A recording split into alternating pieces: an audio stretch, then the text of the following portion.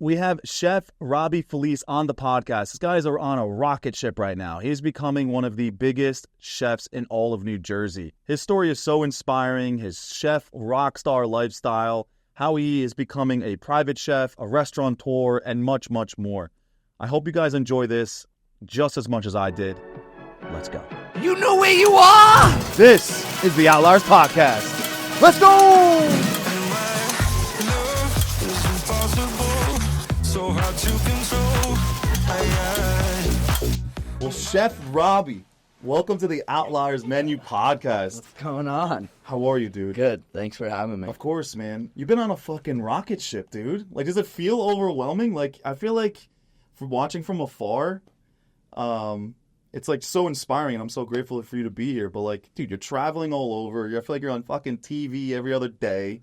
Yeah, restaurants, everything. Like, trying to do it. You know how it is. You go through your bad days, bad weeks, whatever it is, and keep your foot on the gas. Does it feel overwhelming or no? There's times. Someone said it to me like perfect yesterday. Like, when everything's going wrong, that's when it's overwhelming. You're like, fuck this. Like, this absolutely sucks. But then when everything's going right, you're like, you're driving the ship. You're like, yo, nothing can bring me down now. Hell yeah. And like, it was perfect, whoever said it to me, because it was like a shitty day I was having, and I was like, yeah. I feel like I remember hearing Jalen Hurts say this, and he's always like super stoic.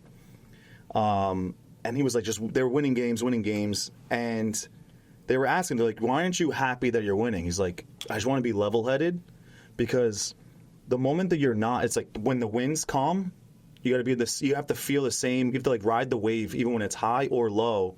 So no matter what comes your way, you're able to attack it. And that's kind of like where I'm at, because I'll have some bad weeks, bad days, deals fall through. That's the worst for me. Like when I put like a lot of time, energy, focus into like a deal or a project and have it fall through, it just like, it hits me hard. Like, I don't ever show it or tell people. Yeah. But like, it's like, fuck. Yeah. I just spent 3 months working on that, and like, that's it. It's done. I think gone. It's because, like, as a creator, as a chef, we're emotional beings, dude. Oh, 100%. More emotional than the average entrepreneur. Someone that, like, I'm too emotional to do, like, stocks. Yeah. Like, that seems awesome, but I'm too, like, that's just, like, gambling to me. Yeah. But I feel like as a chef, you're probably just, like, you put your heart out there. You're probably putting, like, everything in. You get, I'm assuming it's, like, when those deals fall through, it's, like, because you get so into the environment of thinking like, holy shit, this restaurant's going to be sick, or this traveling over here is going to be dope, and then all of a sudden it falls through, you're like, fuck. Yeah, no, exactly. You put a lot into it. You put a lot of thought. Your mind gets set on it. You're like, okay, cool, I'm opening here. Or, okay, cool, the pop-up's going here. Or, like, shift focus into creating a new concept, a new cuisine, whatever it is. And then to have it, like, that's been my big thing. So, like, over the past, like, maybe 6 months or a year, a lot of things falling through and just like piling on top of each other, you know what I mean? But yeah, like I said, keeping your foot on the gas, like always focusing on the positives. It's hard too when you have like, huge teams, a lot of people that look up to you. You can't like let them down, show that you're in a mood or anything. I have a lot of my people that like have been around me for a while, and they're like, yo, you just seem like you're always good. And it's like, you have to be always good, Do you have an outlet? How do you have like an outlet? I mean, definitely the gym. I feel like if I don't... Bro, you've been getting fucking ripped, huh? Have you always been in the gym or what? So, about a year ago, less than a year ago now, always been in the gym. Always, always, always. Even like if I didn't notice I was doing anything, like always trying to eat healthy, because obviously I'm stuck in a kitchen, kitchen, drugs, drinking. That's the hospitality industry. Bogues on deck. So, yeah. So I was always like, I got to kind of keep a happy medium. But maybe like 8-9 months ago now, I was just like, you know what? Let's put full focus into this. Like, I really want to like, super meal prep, like get my sleep in, like no more partying, like gave up drinking, gave up everything.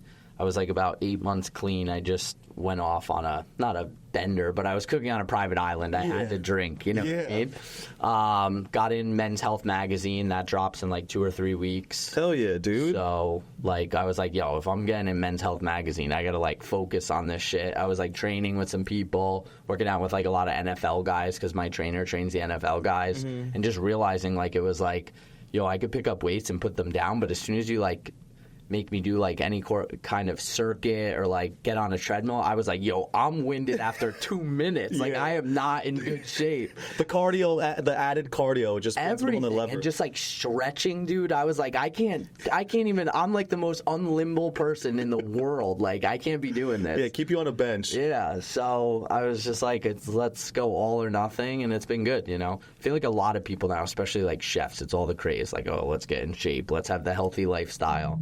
Because, you know, everyone's seeing it more and more now. Burnt and all these other shows and movies coming out, like seeing how it's like drug partying. Yeah. So I feel like just like everything else in our industry, everyone's trying to like turn it around and be like the health conscious health freaks now. So I think there's like a multitude of things, though. One is, I think you're just seeing that because you're surrounding yourself even more with that's like the red car theory, which is, if I asked you how many red cars did you see on the way here, you'd be like, I don't fucking know. But if I told you, yo, on the way home, count how many red cars you see, and you'll be able to identify that. Oh, it's the same thing now with like certain things that you encompass, like momentum ends up happening, that now you create this certain lifestyle, and those certain people are just coming to you that have like positive energy, or the chefs on a higher level. It becomes a momentum thing. It just doubles down. Oh, you know, especially when it comes to fitness, right? Like that whole like manifesting and think what you want and have that mentality. Like one of my best friends, he's just like crushing it in the world right now. Brian Aruda, he basically started a private chef company where he like links high-profile chefs with high-profile families, and he's just always been like that. Me and him are always on the same wavelength of like we just throw out there into the air what we want to do or what we want, and just kind of keep saying it, keep working towards it, and it just always happens. And this kid has put every single thing imaginable into the air, and he has done every single like to a T of like what he has said he's going to do. Like in culinary school, he was already saying like, I don't want to be strapped to a stove. I don't want to work in kitchens anymore. Like, fuck this. I want to have a life. I want to do whatever the fuck I want. Like, I don't want this. Dude, he literally just wakes up. Like, he works hard, but like, he just like... He's a connector now. Answers a couple phone calls a day, and like at the end of the day, I'd be like, yo, I made 50 G's today. And I'm just like, what the fuck, That's yo? crazy. Like, you know? So it's like really cool to see. And like, I feel like you know how it is. You surround yourself with the right people. Everyone's got the right mindset, same mindset. And like, I think that's like a really big thing. You know, to your point of like... Yeah, just things encompassing and coming together and just like gravitating towards you. You know how it is. Surround yourself with the people you want to be be around. You know, I've done it a couple times now where like kind of change your circle, especially with this. Like, you know, all my old friends or homies, people that I was hanging out with, it was like, hey, what are you guys doing tonight? Drinking, eating, you know what I mean? It's like, okay, like I can't. Yeah, it's not doubling down and trying to build something greater. So I know that your dad was in the food industry as well, right? Yeah. So were you always just infatuated with the food industry? Did you feel like you were always going to do that? Like, what moment did you were like, I'm going to fucking double down on the food game? Yeah, I mean, always been in it. I was in it before I could walk. Like, if I wanted to see Dad, I had to go to his restaurants. My mom, Italian restaurant? Mom would take me there. Yeah, his one's still open. We were actually just talking about it like 2 days ago. He owned it for, I don't know, 21 years, I'd say. Sold it. It's in Parsippany. It's called Gourmet Cafe. So, I mean, he had that my whole life.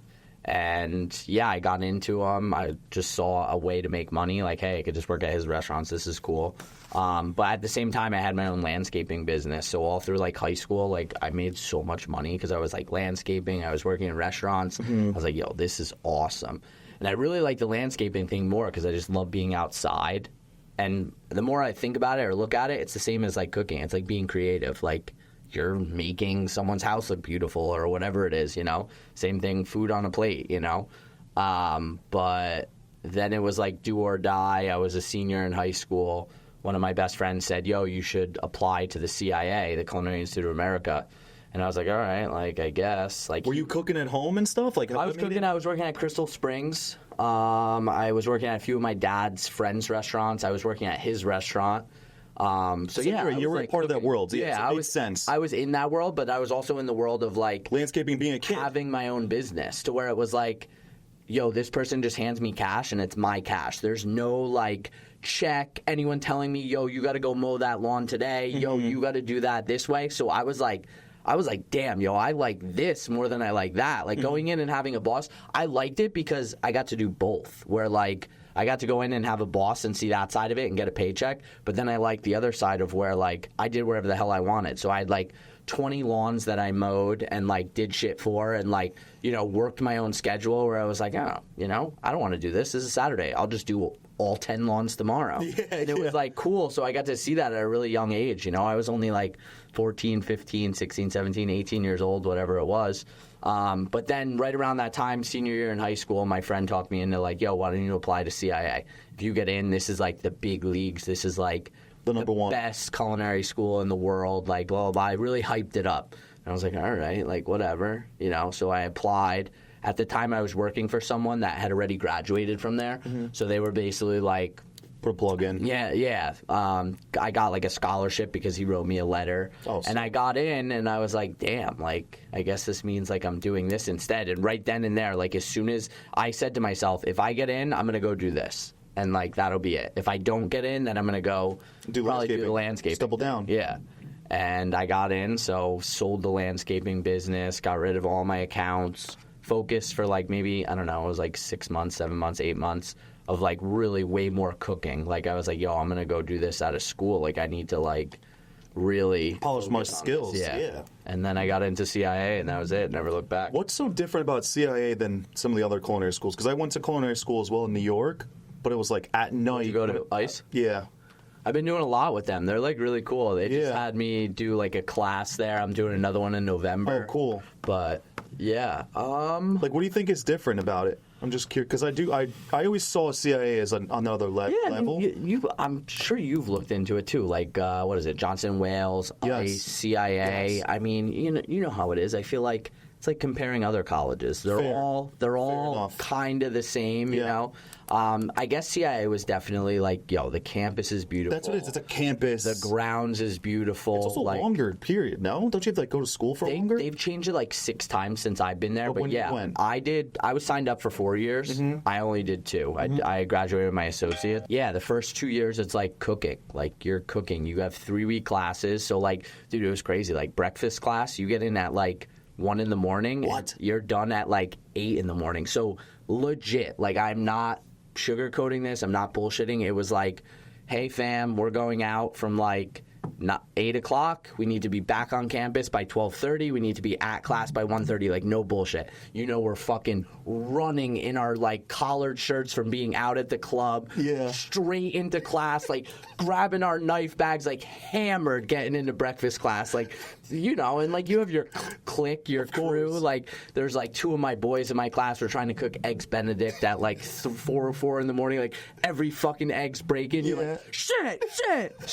Like fucking hungover, drunk still at that point. But that was like, dude, that was my school. Like we had so much fun. Everyone has fun in college, but like we were cooking and we love to cook. And like our industry is like, yo, get drunk while you're on the line. Like, you know how it is. Yeah. The whole bad boy, like chef life industry. So we just did that at a culinary school and like we were good at it. So like we got good grades. I mean, there were certain classes that were like, you know, academic classes, but I had like my smart friends that were always like, yo, I'll help you out with that, whatever.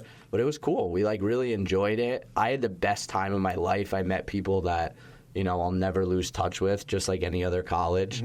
But definitely crazy experience. It definitely like alley-oops you up for like a good future, as I'm sure your culinary school did too, you know. But I would say that even more so because of the piece of paper you get from it. Yes, and also the amount of relationships, and it's a longer period of time. Like for me, it was like a jolt because I remember I went to culinary school. Literally, I signed up. I was going around New York City looking for. There's you know that I forgot what that street is. It has all those like equipment that's for sale. Like the Bowery. Yes, Bowery. And I was going there before I opened O Bagel. And I was looking for equipment, and I remember it being like super early for a meeting. And I remember walking by ICE, and at that time it was called French Institute, and like on the outside it was like Bobby Flay, David Chang, and it was like all these people that Chef Wiley, like all these people that I was like inspired by. I'm like, holy shit, what's in there? I went on a random tour, dude. I get on the tour, I just signed the fucking sheet, put my credit card down, I was like, all right, let's do this. Next thing I know, it times out because you know how construction is. Yeah, bro. It literally I opened O Bagel in March of 2016. March 1st. March 8th is when culinary school started. Viaggio in 2016. Yeah, dude. And I remember opening, and I literally was a week after I opened No Bagel. So I'd be working at the fucking bagel store, and then at night going to culinary school. And I would take an Uber. I would just be sleeping in the Uber. What do you feel like you learned more? Did you learn more School of Hard Knocks, opening the store, like failing, like then like dude, fixing things, or did you actually, was it like, that's cool that you did both at the same time? Honestly, that's why I was fucking bad at it. It sucked because I completely erased my mid-20s because, the 20s, you do the same thing. Like, you're done at the 26 mark. Yeah. Like, thankfully, we both, like, lived it up in our early 20s. Yeah. So my mid-20s, to answer that question, was, like, just both, dude, because at night, I was getting bitched at, like how to cook right, or like my knife skills. It built so much more confidence now that I can talk to people like you. You're on another level, but I'm able to like understand the language. I'm able to get in the kitchen very easily. I can cook really well. But then having my bagel store, bro, that was like, Hoboken taught me how to be a man, dude. Yeah. Like teaching people, leading people. I mean, that's the biggest problem. When I go to ICE, like I'm super tight with Barry. I think he's like one of the head people over there. But when we talk about it, like, I'm like, dude, I really appreciate you, like, having me come in to teach people, like, Wafu Italian cuisine and, like, whatever you want me to teach. Like, I think my next one is, like, whole animal butchery. We're going to butcher, like, a whole pig and shit. But I'm like, dude, what they don't teach at school is, like, how to be an entrepreneur, how to keep your head right, like, how to stay focused, how to stay, like, positive. Like, these are the things I think we need to be talking about, like. And even when I was there, like, all the students, like, they were like, any questions? I shit you not, every single kid's hand went up, and I was like, oh, God, we're going to be here for a fucking while. Like, really? I looked at him, and he's like, got a lot of questions. I was like, all right, whatever. But it was all more geared towards that. Like, no one was like, how do you make a cacio e pepe? How do you cook ramen? Yeah, exactly. It was like, hey, chef, when did you know to get a job, or how did you know what to pick the right job? It's all like that kind of stuff, and I feel like they don't teach you that kind of stuff. And I mean, people have gotten smart enough. They listen to podcasts like this, or they listen to other podcasts, or they watch videos of like people talking about it, and that's why I feel like we're so far more advanced now, because people do talk about it. But that's like the one thing that I don't think they teach that I think needs to be more talked about. Yeah, and that's exactly why I'm doing this, because one, it's a fucking cheat code on how to build my network. Oh, 1,000%. Number two is because I'm always fucking trying to look for a pod too, dude. Yeah. For our industry. And it's like, no offense to some other people, but just like kind of like some squid publisher or something that's not in the industry.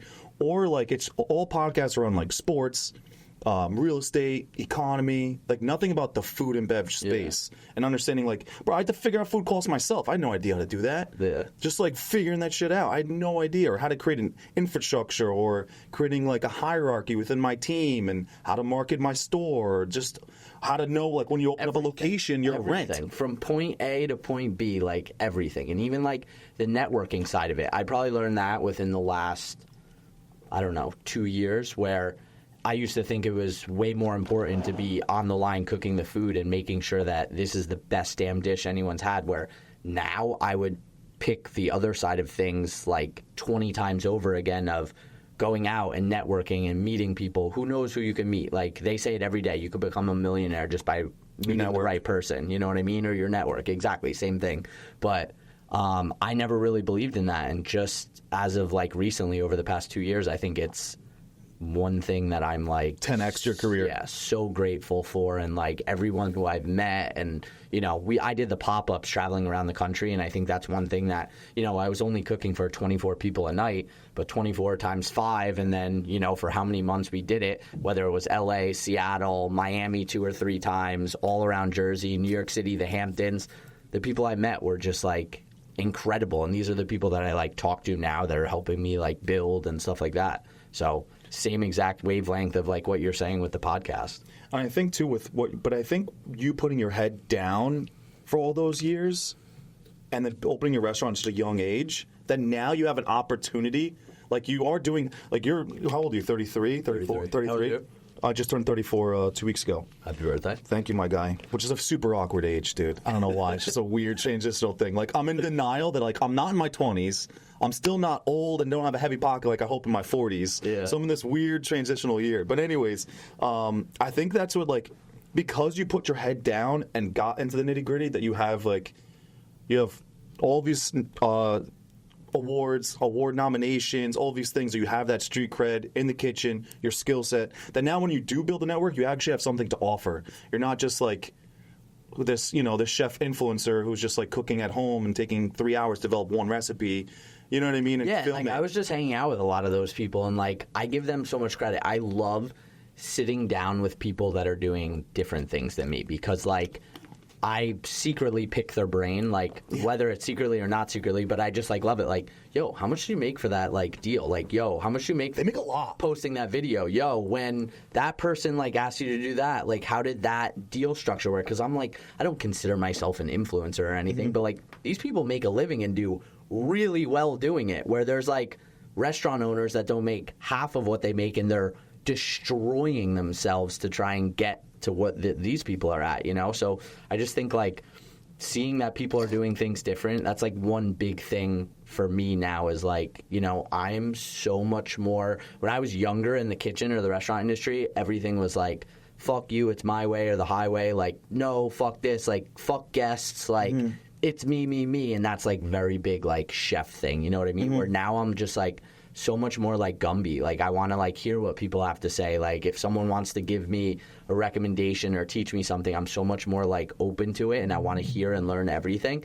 And I feel like that's something that, I've had guys that have been with me for a really long time and they saw how I changed and they're like, yo, you used to be so much different. Like who are you now? And I like love this person that I'm coming because I love like learning and hearing stuff about things. Like I'm sitting here looking at you and I'm like, yo, this guy's got a bagel shop. Bagel shops, like, dude, they crush. How many bagels does he make a day? Like, how busy is this place? How many people walk in the door? How many square feet is it? Like, that's the things I'm thinking, because I've never really, have I sat down with bagel guys? Yeah, 100%, but I ever had like a real like business savvy conversation. And that's just like the new me now of like, wanting to learn from everyone who's around me, whoever I'm in touch with. And I think that's that like open mindset.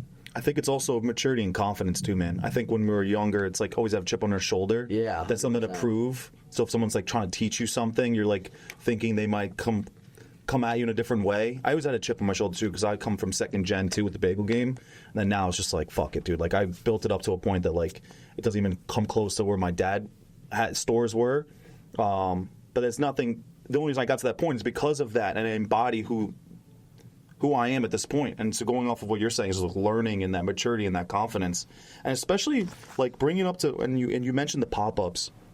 So I obviously have to talk about that. It's cool because you had your two Italian restaurants, one like more fine dining, more the like casual, but still like super high level. When did you start getting into the pasta ramen? You call it the Wafu Italian, right? Yeah.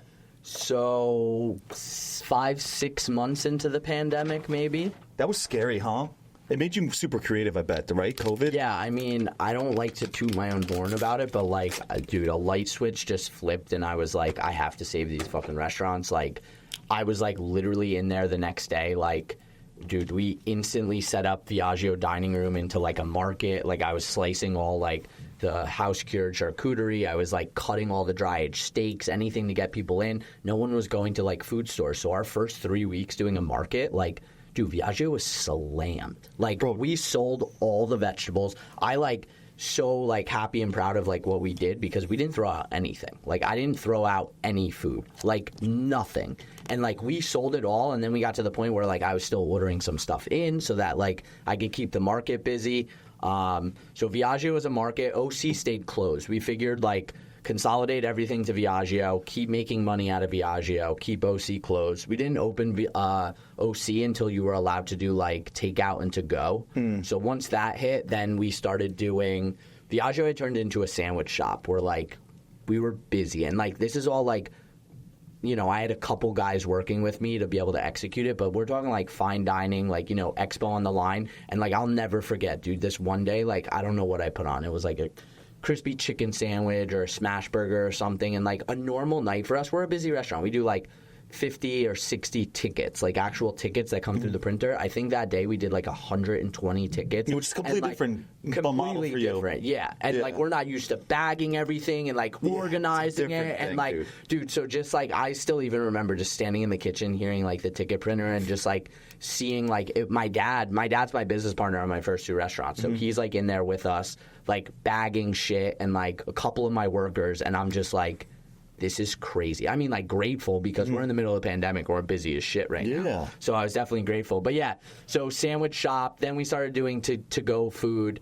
And right around the time we started doing, like, our normal Viaggio to-go food, I was like, dude, like, what the fuck? Like, what am I going to open another Italian restaurant and just be, like, another schmuck with 3 Italian restaurants? Like, who's going to know the name Robbie Felice? Like, no one. Like, I need to do something here. So, like, I had time during the pandemic. Honestly, I really didn't. I tell people every day that I worked harder during the pandemic than I do now or even before the pandemic. Like, same. Like, yeah. I think you saying that, too, you're like, yo, I'm not trying to sound whatever, but, like, bro, I think there's nothing I'm more cocky about than COVID. Yeah. Like, how I adjusted. Oh, and I think it made us, like, back against the wall. Do you know why? Because I think it proves you as a fucking leader. Oh. That you're like, yo, I'm not going to fall to this shit. I'm going to figure this thing out. Yeah. I didn't even lose. And the people that didn't figure it out, like, yo, I had no respect for bro, the gap changed, though, after like, those people that sat on the couch and, like, complained, like, this shit sucks, fuck the pandemic. I was like, dude. Bro, like, you got to innovate. You got to figure this thing out. And those are the people that came out on top. But at the same time, also, I think back on it, bro, they made so much fucking money off PPP, dude. Yeah. Like, I could have made way more money if I knew the government was going to bail me out. Yeah.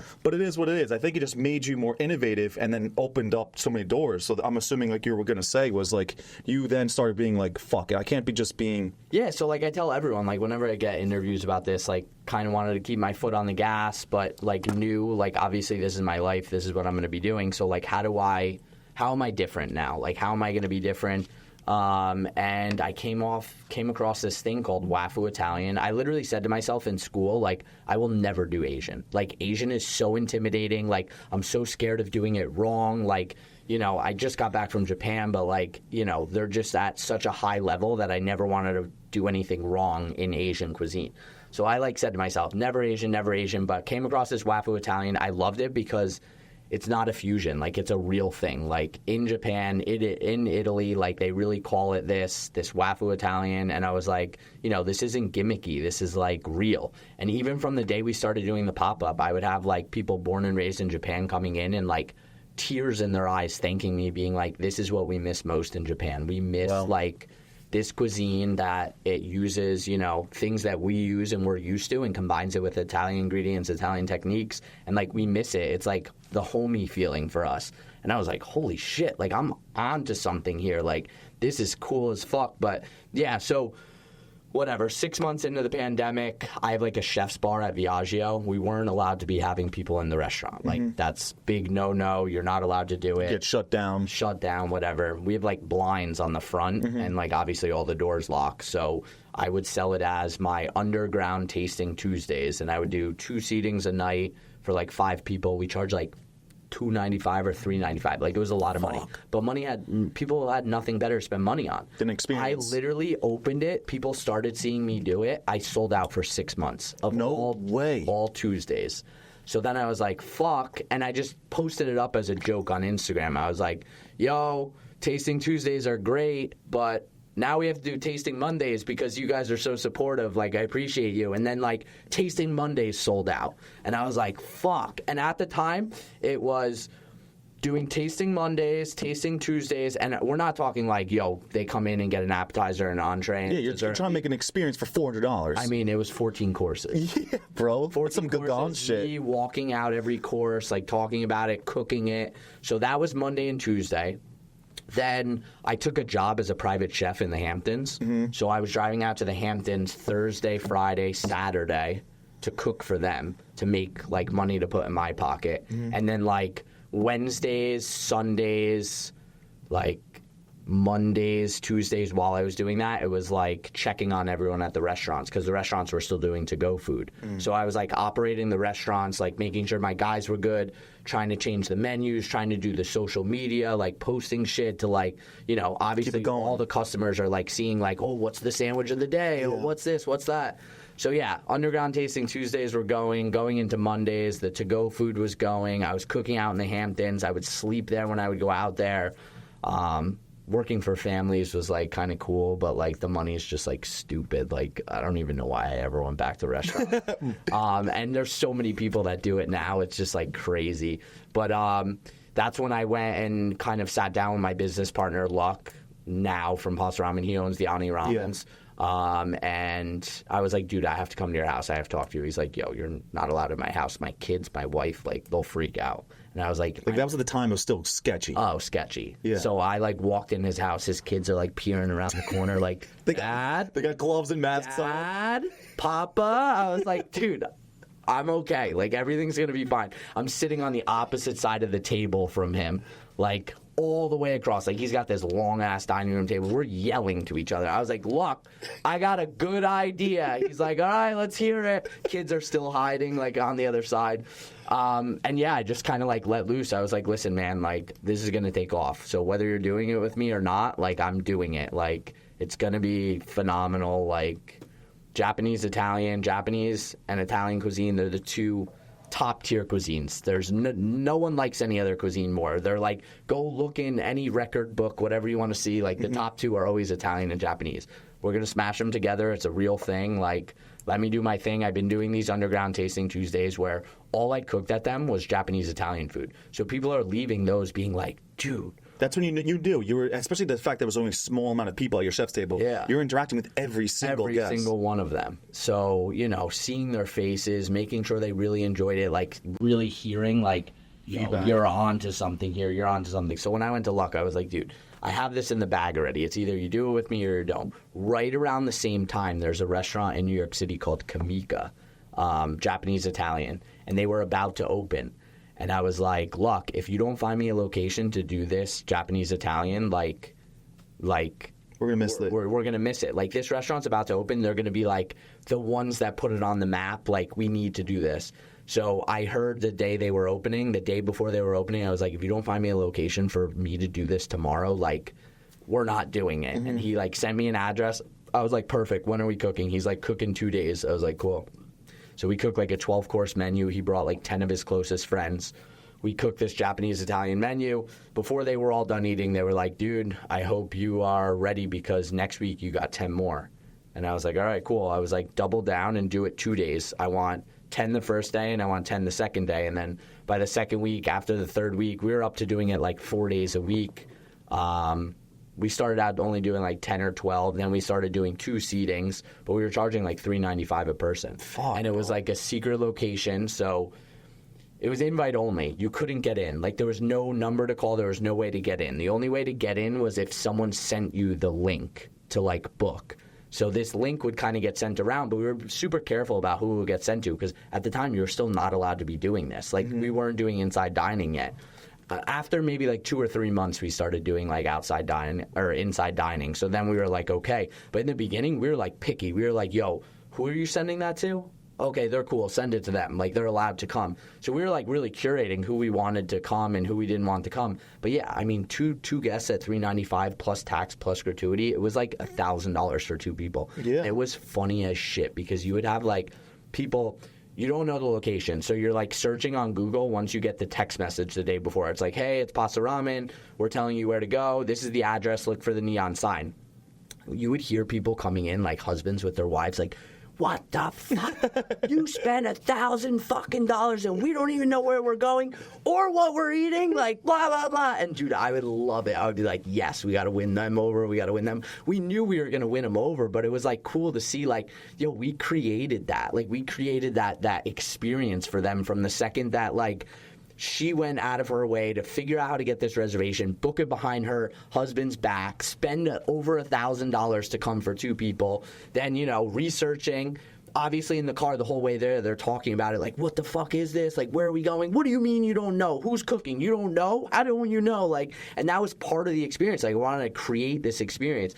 Then once they get in, and our first location was super cool. It was like a man cave, like pool table, fireplace, bar. Like, there was like graffiti on the outside of the building. We had like our neon sign inside. In Montclair, yeah. It was called the Clubhouse.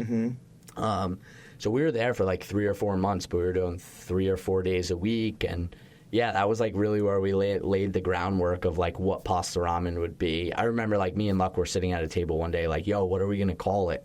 And dude, we had like 200 names of like half Italian, half Japanese. I was like, look, I can't pronounce one of these fucking names. Like, no, it's not going to work. Like, we're not calling it this. We were so like aggravated. Like, we were actually like going at each other because we were just like sick of trying to think of names. Like, the concept was already there. Everything was working, but we didn't have a name for it. So I don't know, it was 2-hour meeting, 3-hour meeting, whatever it was. At the end of it, I was like, dude, I got it. He was like, what do you got? I was like, I got the name. And I was like, I don't care if you like it or not because this is what it's going to be. I was like, we're calling it Pasta Ramen. Everyone loves pasta and everyone loves ramen. And straight to the point. Everyone can fucking say the word pasta, say the word ramen. That's it. That's what we're calling it. And like, got up, walked out. He texted me. He was like, dude, I love it. We're going to be good with this. I was like, we're going to be great with this. Like, we're good.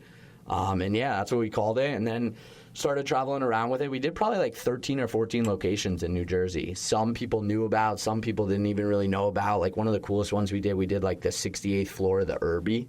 That's sick. So in Jersey City. Yeah. I'll never forget, like, the first night we did it. We were basically doing it in a one-bedroom apartment. Like, it was a model apartment on the 68th floor, looked over all of New York City, looked over the Statue of Liberty. And, like, dude, we're cooking in there for the first night, first round of the people. You know what it's like cooking in a one-bedroom apartment, dude. It gets hot as fuck. Yeah. Especially when you're cooking. And there's no, like, good insulation, bro. Like, there's going to get this smoky as fuck. Smoky as fuck, dude. So we're cooking for 12 people. There's 12 people in there, plus me, plus, like, one other cook, 2 servers. Like, dude, it's packed. And all of a sudden, like, the temperature is, like, 93 degrees. And I'm just like, yeah, this isn't going to work. So, like, we had to rush over to another apartment that we had in the building and start cooking over there. I mean, it's just all about, like, all of Pasta Ramen's always been about adapting. Like, we've done it in closed down warehouses. We did it on a rooftop in Miami that we didn't even have running water. Probably shouldn't even be saying that, but, like, dude, made it happen. More the experience. We were like, dude, this is gonna be the coolest location. Like, we're on the rooftop of the fucking Faena. Like, I don't care if there's no running water. I don't even care if there's a fucking table. Like, we're going to make it work. We're going to figure it out. Dude, we signed that right away. Like, there was nothing. It was just a cleared out space on a rooftop, and there was the ocean. And I was like, we're good. We'll figure it out. And then, like, after we signed that, I was like, yo, there's a hose out back, right? And they're like, yeah. I was like, great. We'll wash dishes out back. Yeah, we're boiling the hose water. Yeah. But I feel like because it was founded during COVID, the restrictions of COVID and your resiliency is like the founding father of like the founding father principles of Pasta Ramen, right? Because, like, dude, like, the fact that you were able to each location just figure it out, and it almost became those restrictions of COVID is what made it so exclusive and sick. Yeah, and I mean, you know what they say, like, you learn by failing, and, like, so many people are afraid to, like, fail at, like, anything, and that's why they don't, like, level up or get to new heights. I just feel like we always just said, I had a really good team. Like, I had a team that, like, always had my back with everything. Like, my chef, who's been with me forever, or my front of the house people, to where I was like, I got these guys. Like, we'll figure it out. Yeah. You can give me. I got my army. I'm gonna make it happen. Give me this room, and I'll just be like, yeah, we'll figure out a way. How did you deal with, like, the MEPs and everything, like the mechanical, electrical, plumbing of, like, each concept, each spot? Like, were you prepping all this food and all of that? So a lot of the prep, like, even when we went down to Miami, we would, like, hey, we're going down for 3 months. Mm-hmm. How much pasta do we need? How much ragu do we need? Some of our, like, longer to prep items,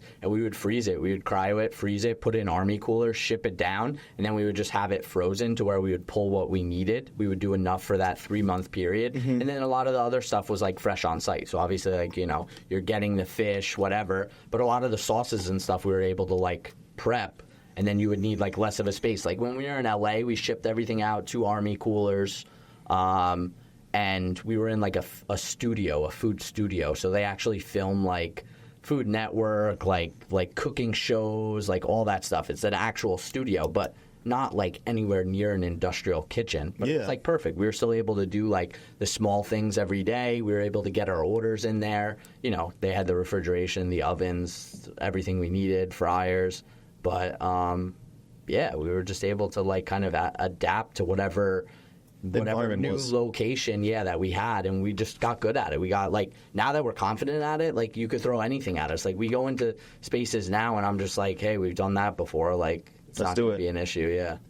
How long did it take you to develop the menu? We change the menu every location. But the first, like, when you first launched Pasta Ramen, the 13 course, like, how long were you I working mean, that menu? Viaggio was good because Viaggio, like my method at Viaggio when I do chef's tastings is I never usually like cook the same thing twice. So like when I was doing Viaggio, I was like legit. I would get there at like 7, 8 in the morning and be like, okay, 14 courses. These 6 I'm definitely going to do, but these new 6 I have to make up. And it was just like whatever, oh, cool, I got fresh uni today. Let's do something with that. Or, oh, cool, like I was just up at the farm getting stuff for the family for the Hamptons. I got tomatoes. Let me do something with that. So that was just always rotating and changing. Now we have like, when we go to a location, we have like our 4 or 5 that are always going to be on the menu. But then we usually base it off the location. So I know like when we went to LA, we went to the LA's farmer's market, and these guys, they grow these Japanese grapes. They're like, dude, these grapes are like $2 a grape. So when you buy like a little bundle of grapes, like count 30 grapes times 2, you're spending $60 on like a little bundle of grapes like this. And I was like, dude, these are so fucking sick. The guys didn't speak any English, but me and my chef, we were like, yo, these have to go on the menu. So we bought them. We were like, I'll see you next week. Put them on the menu, do this sick dish with it. It was probably one of the biggest hit dishes on the LA menu. And then like the next week we go back and he's trying to tell us something. We couldn't figure out what he's trying to tell us. Like we just couldn't do it. We're like trying to do it on Translator or whatever. We're like, cool, we got our grapes. We went back the following week. So it was like 3 weeks in, our 3rd week. So we only had these grapes for the first 2 weeks. And by the 3rd week, he was there, but there was no grapes. We were like, dude, where's the fucking grapes? He's like trying to tell us, I've been telling you for 2 weeks that they're going to be done in 2 weeks. And we were like, motherfucker. So like the best dish we thought we had on the menu. Yeah, like you're that was done. it, done. Like, but yeah, that's like what we were used to. Like again, like Just innovating, figuring it out. Exactly. So how did you go about, because I agree, man, like Asian cuisine is like so intimidating. How did you go, and you were intimidated, so how did you go about developing and understanding and educating yourself in the Japanese cuisine? I mean, dude, fucking Google, the cell phone, the internet is a beautiful thing. You could teach yourself anything on that. And I think that's like one of the best things about one of my chefs. Like I can tell him anything, and like I don't need to like say, yo, go look at this book. Like he just gets right on his phone, gets right on Google, gets right on YouTube, and like he'll teach himself something in 10 minutes, like faster than I even will. Yeah. You know what I mean? And I think that's exactly what I did. I read every article known to man about Wafu Italian cuisine. I researched every place in America that was doing it and is doing it.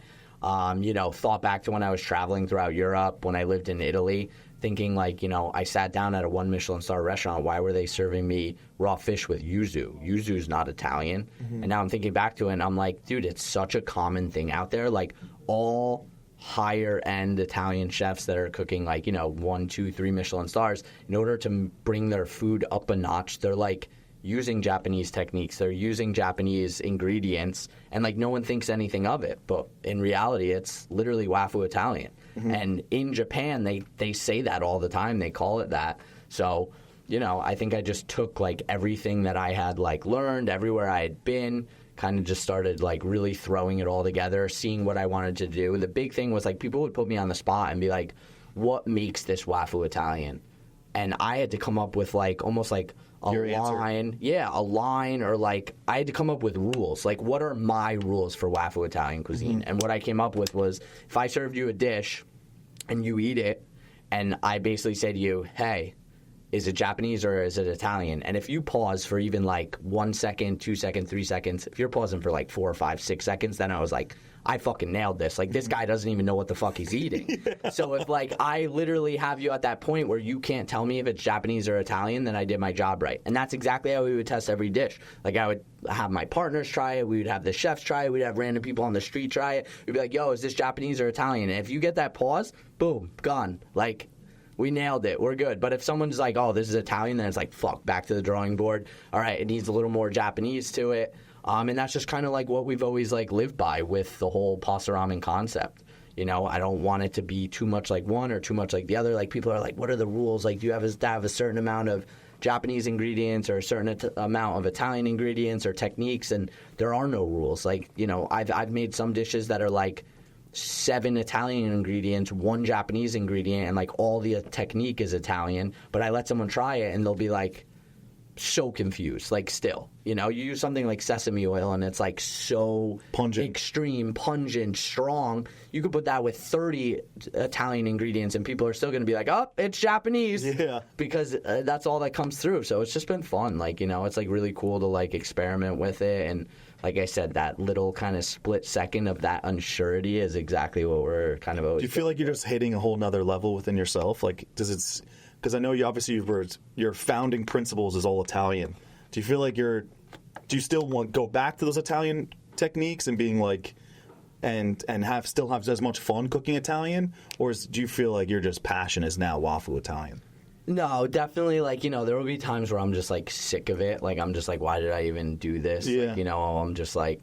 You know how it is, too. Like, when you have all different businesses and all different concepts and all different things you're working on, like, I think that's what keeps me going, knowing that I can, like, shut this down for a little and go to something else. So, like, there's some days where I just get so excited to go back to Viaggio and make, like, the most simple, rustic Italian dish, or just, like, talk Italian food with some of the new cooks that are at Viaggio. Because, yeah, like, you know how it is. You get, like, burnt out or sick of something, or if something's not working out, you just need to, like, clear your brain and go on to something new. So, yeah, I think that I'm always excited to cook Wafu Italian. Like, so excited. Like, it's more exciting to serve someone Wafu Italian than Italian because it's one of one. Yeah, it's one of one. It's something creating so a new heartbeat that people just get so excited about it. Like, even I was at Pasta Ramen last night. We had like bunch of VIPs and just watching people eat the food still to this day. We've been open, 14, 15 months. We've been doing it for like 2.5, 3 years now, and people are still just as excited when they eat the food, which I think is just, insane. And it's even more insane that we only sit 62 guests and it was 100 degrees yesterday and we still did 200-something people. That's sick, dude. Yeah, it's wild. It's funny you say all that because, like, even right now, I'm like, I've rejected private equity last year, and externally, like, everyone's telling me to scale O'Bagel, and I'm actually, like, God willing, signing a lease. I'm about to open up a restaurant. I'll tell you off air what it is going to be. But the reason why I'm doing it, man, is because of how passionate you are in explaining. Like, you need a creative outlet. Like, if not, you're going to explode. Imagine doing but at the same time, it, like, sucks because it's like, so the big point I'm in is, like, oh, I definitely want a Michelin star one day. I love being creative. But at the same time, it's like, at what cost? We're working so hard. You want to drive a Lamborghini. Yeah. I want to drive a Lamborghini. Yeah. We all want Ferraris. We all want to be able to sit on the beach and collect a paycheck. Mm-hmm. But I hate to break it to you, doing the creative route isn't going to get you there. I know. So, like, opening up, like, 4 or 5 bagel shops and having them run themselves and being able to sit, in Ibiza, texting back, being like, oh, shit, that's what we did this month? Great. Like, that's the method you might have to go. I know. So, yeah, I think there's a lot of, like, kind of finagling it. Like, we talk a lot about it. Obviously, me and my partner Luck, me and my partner, my dad, like, hey, do you want to do this? No, like, I don't think that's good for me, my brand. I don't think it's good for me, my name. I don't think I have the bandwidth. Like, I would need to put a lot more into it. I can't tell you how many times both of those fuckers, as in my partners, my dad and Luck, asked me to open a fucking burger place. Mm-hmm. Literally probably 3 times a month. Both of them. Hey, let's do a burger concept. Hey, let's do a burger concept. It's like, do I really want to do a burger concept when I have all these other concepts right now that we could just expand with them? I'm doing this new one that I've been working on, Bar Mutz, that I think is going to be like, kind of like the American Italian version of Pasta Ramen, and I think it's going to be like another home run. We've been doing pop-ups out of Viaggio with it, and when you have so many different concepts with like leverage of being able to just open more locations of them, or sign leasing deals, management deals, like there's just so much and so many different avenues you can go. And I think a lot of it, once you jump from like that chef to that entrepreneur level, it's like playing chess. Like, how do you want to move your pieces, and making sure you move your pieces the right way at the right time to get to your end goal. So you know how it is. Like, write down your goals and, like, what's my goal by the end of this year? Oh, I want to have, 3 bagel shops, or I want to have 12 restaurants, and I want to be making $1 million. I want to sign this many sponsorship deals, whatever it is. And you know how it is. You wake up every day and you got to be grinding to get to those goals. And I think that's a lot of it, of, deciding, back to what you were saying about, taking money, whether it's equity, taking investors' money, signing the correct deals of getting you in life to where you want to end up. Were you intimidated teaming up? Because I know Luck, and Luck is like, he's a fucking smart guy. He rips out numbers faster than you could say a dish. He rips numbers like he's like he's just a Rain Man. Like, sometimes you have to like kind of slow him. Like, you're trying to just take notes while he's speaking. He's a G, but.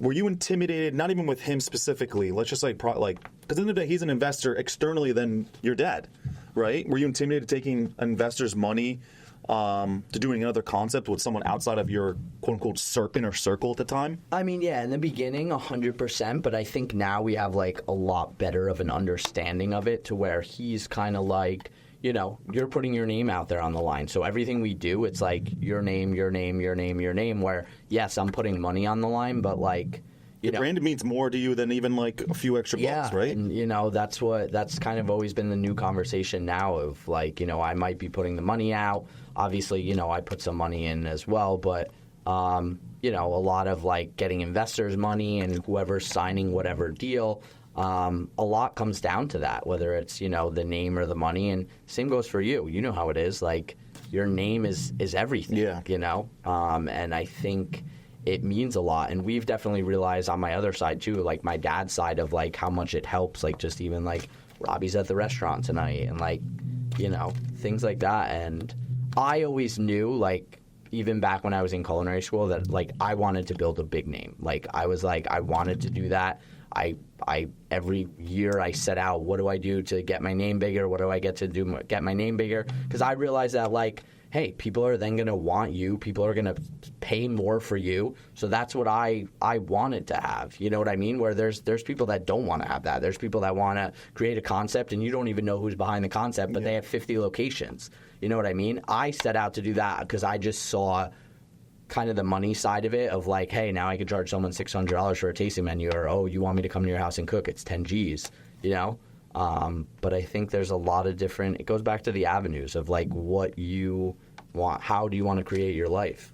Have your goals changed, like, since you were 26? Always. I feel like every year, there's always, like, those core ones. Like, I would say when I was in culinary school, it was like, hey, I have to work for that fat guy with red hair. Like, Mario Batali is the shit. Yeah. Like, whatever it takes, I'm going to work for him. Mm-hmm. And it meant me going to Babbo and, like, begging for a job. Mm-hmm. Like, that's what I did. But I conquered that goal. And then, like, the next big one, like, when I was at Babbo, when I was in culinary school, all everyone talked about was going to Europe. Like, if you want to be the shit at cooking, you have to go to Europe. So, like, that was number one on my list. And, like, I didn't go until, like, I don't know, 6-7 years after I graduated culinary school. But bought a one-way ticket to Holland, and I was there for probably a year and a half.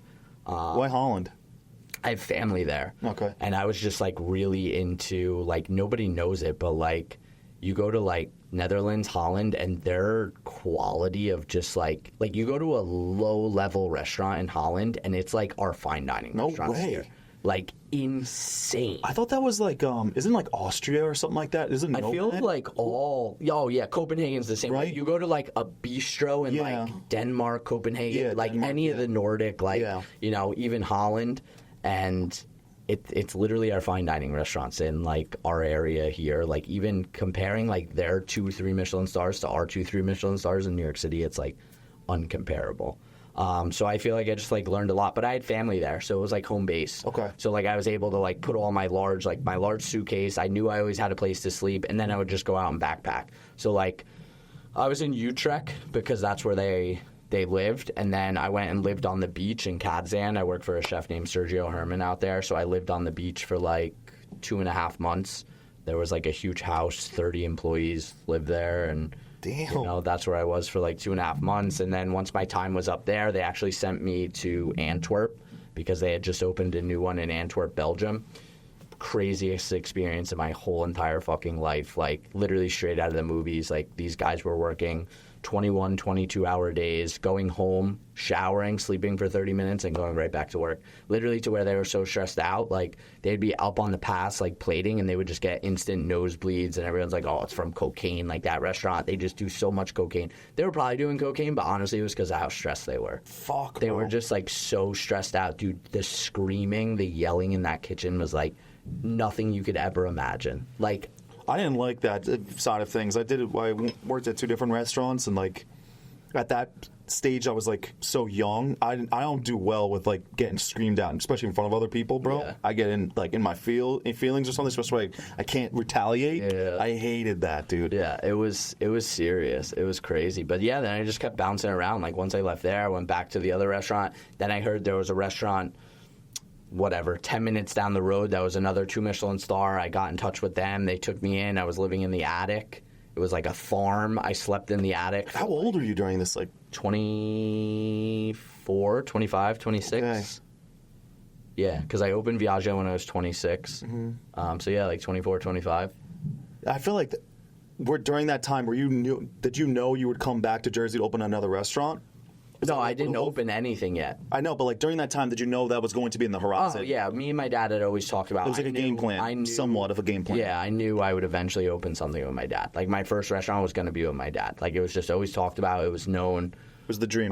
Yeah, basically. Came back from Europe, moved back to Vegas because Vegas was more like home than Jersey. No way. I lived in Vegas for 4 years. What was that like?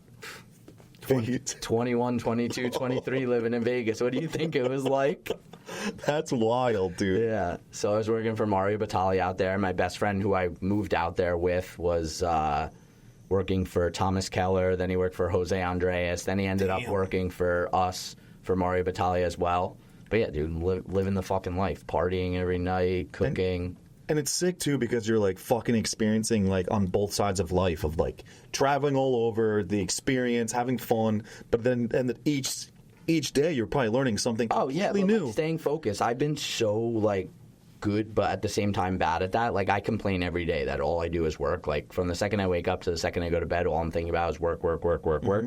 All my moves in life has always been about work. Like, me and him packed everything up. We traveled across the country. We lived in Colorado for a year. We lived in Vegas for 4 years. I moved to Europe. Like, I never once was like, hey, I'm going to move to Europe to enjoy life. Like, it's always been career, career, career. So I definitely, like, complain about it. But at the same time, like, I'm doing a good job at, like, living life while focusing on my career. And, like, I always need to kind of, like, remind myself of that. And the same thing now. Like, my assistant laughs at me all the time because she's like, you never just take a vacation to be like, hey, I'm taking a vacation for myself. It's always like, oh, I got to go to a private island, but I went to the private island because we threw a 4-day food festival, and I had to cook on it, and it's good for my name, it's good for my restaurants, like, you know, and it's always like that. Like, I'm going to, whatever, the Fort Lauderdale Food and Wine Festival. Treat it as a vacation. Let's make sure we go an extra, like, 2 days. But it's always, like, work first. So, I mean, I guess, you know, I'm not like these people on Instagram where it's just, like, traveling from, like, Ibiza to Spain to Barcelona and, like, going out every night and living life. Like, I just put work first and then being able to do what I love, but at the same time traveling with it. It seems like that's also your competitive edge, though, too, man. You know? Like, I think that's why you're hitting the level that you're hitting. Like, who is going to, you know, I think to myself, like, who's going to take the Bobby Flays, the Jose Andreas spot? And I feel like you're on that trajectory of getting to that point, dude. Hope so. For real, man. Like, so in regards to your goals, like, where are your goals are at now? How have they changed over the years? They change every day these days. Just got a lot on our plate. You know, it's definitely been hard. Like, you know, my one side is my partnership with my dad. My other side is my partnership with Luck. A lot of different concepts happening under both. So, you know, with my dad's side, Osteria Viaggio, we're opening Bar Mutz. So that's coming up in the fall. The goal with that is to just blow this opening, like, completely out of the water. I want Jersey to be, like, in shock just as much as Pasta Ramen. So doing everything and anything I can to make that happen. And then hopefully like kind of scale that one out. Like I would love to open another one of those in Jersey, or open one in New York, or open one in Miami. I think it's a really cool concept, and with the way the world's going in the hospitality, I think it like fits right in right now. So we have that going. With Pasta Ramen side of things, hopefully opening in a big city. We're looking at Miami and New York City right now. So that's my big personal goal, is I got to stop with the Jersey stuff. As much as I love Jersey, it's just kind of like low-hanging fruit at this point. So I really, really want to get into a big city. I think that's the next big step for my career. So putting a lot of focus on that. And then I just always try and stay, relevant in the people's eye. I have farm dinners coming up this weekend. I have 2 coming up where I'm inviting the last 2 winners from Hell's Kitchen in July to come cook with me. Just a lot of events, dude. Like my calendar is just like endless cooking events. And what's like your ideal day? Because it could change so much, right? But what's lately I've been lately I've been even worse at it. I was at a good point where like I was taking 2 days to like really like, okay, computer day, like admin day, like this is what's more important for me than going to each restaurant and checking on everyone or tasting something. Like I can't be doing that if I want to like push to the next level. Lately I've been so bad at it. We've just been shorthanded at the restaurants. I have the Bar Mutts pop-up that goes on 3 days a week. I have like events every week that I'm like, getting ready for, plus any of the extra stuff. So my ideal day is if I can actually get 2 hours, 3 hours of like where I like put my headphones in and actually focus on what I need to do on my today to-do list. I feel so good about that. I still love being at the restaurants, like, every whatever. If I can get to every single restaurant once a week, I'm happy to like, see service, see what's going on. It's been really cool to cook for the Bar Mutts tastings. So like we do them 3 days a week. In the beginning, I was doing 2 or 3 days. Now I'm already down to 1 day. But that's been like super fun. All these events that I have are like crazy, dude. Cooking on this private island was like, they open your mind to another world. Oh, it's just like what we were saying. Like it's so cool to like do what you love, and like, I'm literally on a private island right now cooking with like 17 other chefs when last year it was only 3 chefs. Like, how did we fucking do this? You know what I mean? So did you create like your own festival? Yeah. So there's an island called Lobongo. It's in the middle of St. John and St. Thomas. What's the island called? Lobongo. It's just like a small fucking sick island. Private island. There's nothing but like a small little like pool cabana resort with a couple restaurants, and then all the places where you stay are like luxury villas or tree houses that are built into the side of the mountains. And yeah, we just, we linked up one of our chef who we worked for in Colorado. He became the chef there. So we were like, let's come down and cook a dinner. The dinner turned into a 3-day food festival. The first year, dude, we cooked everything. It was me, my best friend, and my chef. And like, dude, we were doing like 19-hour days. Couldn't like enjoy it, but we were like, we're on to something here. This is going to be cool. So this year, I literally cooked 2 courses. Like, that was it. Like, actually cooked it, yeah. Like, that was it. 2 courses, 2 dishes. That's all I had to do this year. When last year, I was cooking like 5 events, 6 events, like all the courses, everything, So yeah, it's just fucking really, really cool to be able to like, I'm definitely a creative. I love creating concepts and cool things like that. So pumped for next year to see where it goes. We had Hexclad sponsoring us this year, which was like insane. They've supported me so much, and to see like what they've literally taken over the world. To be like friends with these guys that create Jason, Hexclad. right? Jason Panzer is the president, but Danny and Cole are the owners. And like, just like hearing their story is, another one of those stories where it was like, we had every credit card maxed out. We weren't going to make it. We're boxing up pots and pans by ourselves, and like they caught their break. Like every time I see these guys, I'm like, tell the story. I want to hear the story. Please tell it. They're like, dude, we tell it to you every time we see you. We're not telling you the story. Oh, I get like chills. Like, and then it just makes me like, guys, I don't want to hang out anymore. I got to go get back out in the real world. Like, but yeah, these guys are great. I was with them last night. They were eating at Pasta Ramen, and I mean, dude, just, again, surrounding yourself with the right people. But, yeah, they sponsored it this year. We already have had, like, 2 or 3 sponsors that are, like, just as big as them reach out for next year. Sick, dude. It's literally a private island. You fly into St. Thomas. You have to take a ferry over. You know, we had like all the influencers. I saw that. It was like the Miami chicks. Yeah, it was good. Yeah. Really good. How do you get yourself out of the weeds? You know, like figuratively, not like actually being in the weeds of like the day-to-day ops, but like, how do you get yourself out of the weeds of not being in like at each restaurant? Take it step by step. Like I have to like go through my calendar. Me and my assistant have like, you know, I have a notes where like it's every single thing coming up, like dated, like, hey, these are your big things that are coming up. I have my regular calendar, which is like my week, so I can see what my week looks like. Then I have like my big events coming up, so I know like, hey, next week I'm cooking for this. Next week, the week after I'm cooking for this. Hey, I'm flying here for this. And I think just staying organized, it like keeps my head straight. And I know that I need to like, you know, we have something big coming up. I don't even know when it is, like September, that like my dad's super involved in, and he keeps wanting to like talk about it and like bring it up. And it's like, yo, I have this, and this before that. Yeah. I'm not thinking about that yet. And, like, that's what keeps me right. And I, like, teach everyone, like, who works with me and under me to, like, think that same way. It's the same thing in the restaurant. Like, I tell everyone, like, whatever I taught you on, like, Garmager Station, take that to saute, grill, pasta, desserts, sous chef, past that, running 2 restaurants, like the things that I taught you there, you're still going to be doing even like past that. And I do it today. Like the same way I wrote lists when I was on like Garmager, I write lists for myself now. You know what I mean?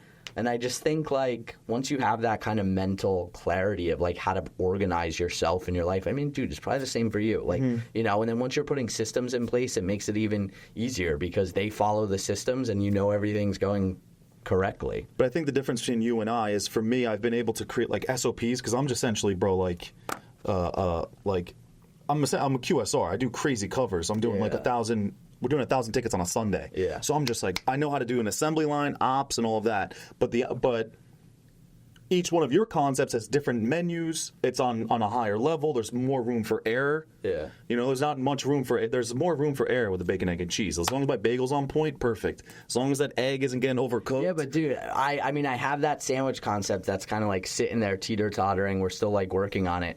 I say it every day that I think making a sandwich is harder because people instantly just don't put the love into it anymore. Facts. And as soon as you don't put the love into a sandwich, it goes from being Facts. a 10 to a 1 in no time. Like, but that's why, like, I take it very seriously that I literally scrape the top of a bagel. I literally rip the top of the bagel and I have it every single fucking day. Yeah. And I touch the dough and I talk to these guys and I literally be like, yo, this wasn't in the kettle long enough, or like the proofing time was fucked up, or our sauces, and I make sure that every single component is from scratch, and then I just break it down. Because at the end of the day, each sandwich is just a dressing, a meat, a cheese, and like a condiment. And all you have to do is just repurpose each one of those things, as long as it's from scratch. But I do agree that, like, especially the speed of it, and especially with bagels, dude. I mean, it's like Italian, right? Like, we're both in massive competitive markets in Jersey. Yeah. Like, everyone has their favorite bagel store, compare you to something else. But it's interesting, man. It's funny that you're now going into the sandwich game, and I'm like I might be the idiot. I might be either a genius or a fucking moron by opening up a restaurant in this fall. But we'll see, I want to hear all Yeah, man. I'm really excited for it. But, like, how about bar mutts, man? Like, you keep on mentioning bar mutts. Can you talk about bar mutts? Yeah, of course. Warehouse setting. So, like, literally the inside of this space, super high ceilings, cement floor, cement walls. Warehouse setting, you meaning what? Like, how many square feet is that?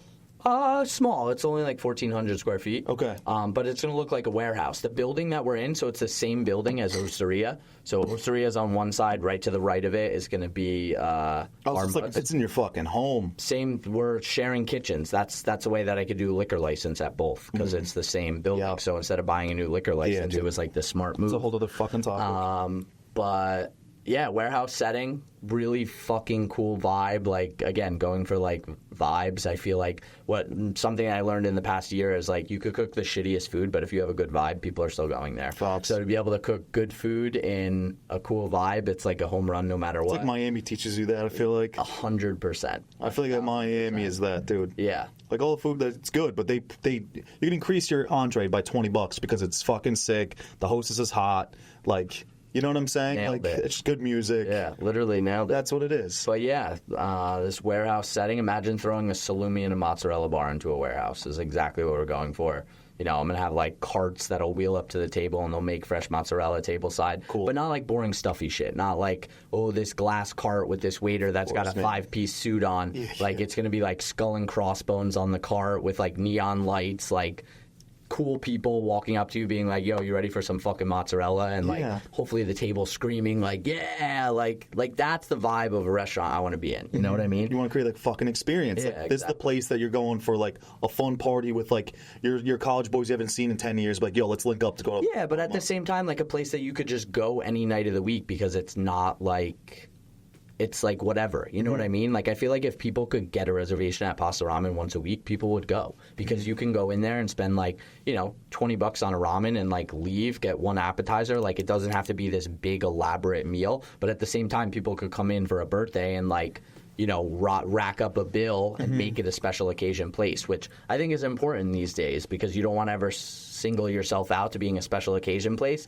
You want to still be able to do that. Like, hey, you could come here once a week if you had to. Yeah, I'm in the serve the masses, not the classes business right now. So I understand that, dude. And what else is Bar? So Bar Mutz is really just 100% focused around the mozzarella. Big section on cheese, mozzarella, stracciatella, burrata, like things like that. But huge pasta section. Did you hear that fucking in the corner? You got a little excited. Yeah, I should have brought some food today. But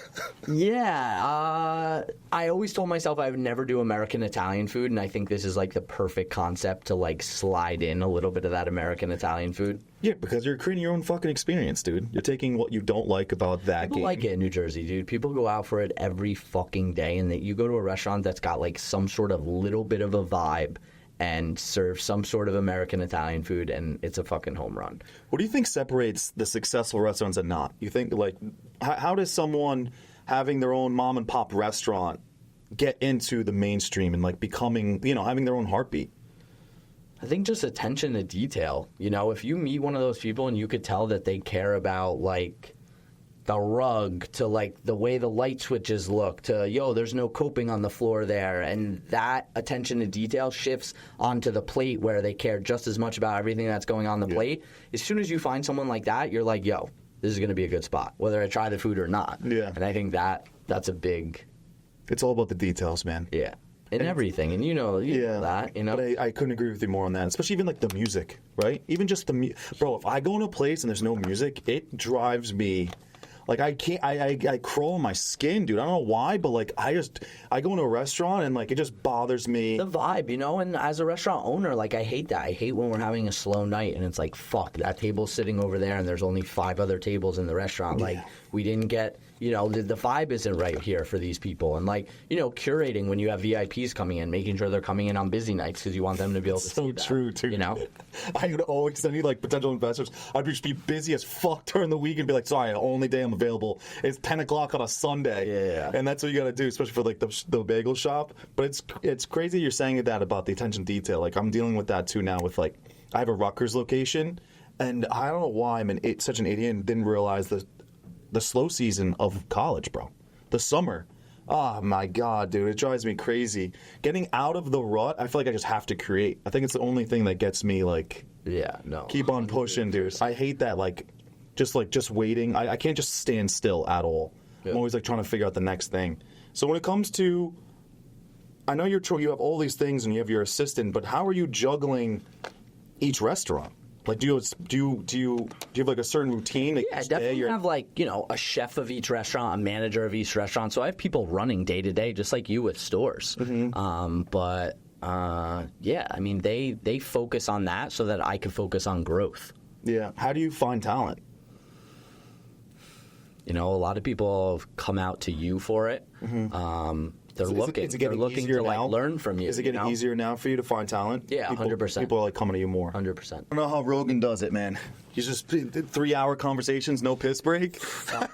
I mean, the worst is when I go to the gym in the morning, I drink so much water. So then, like 11 to like 2 o'clock, I'm going to the bathroom. Like, do you feel like the gym has helped you level up within your business too? Oh, 1,000%. I think health directly.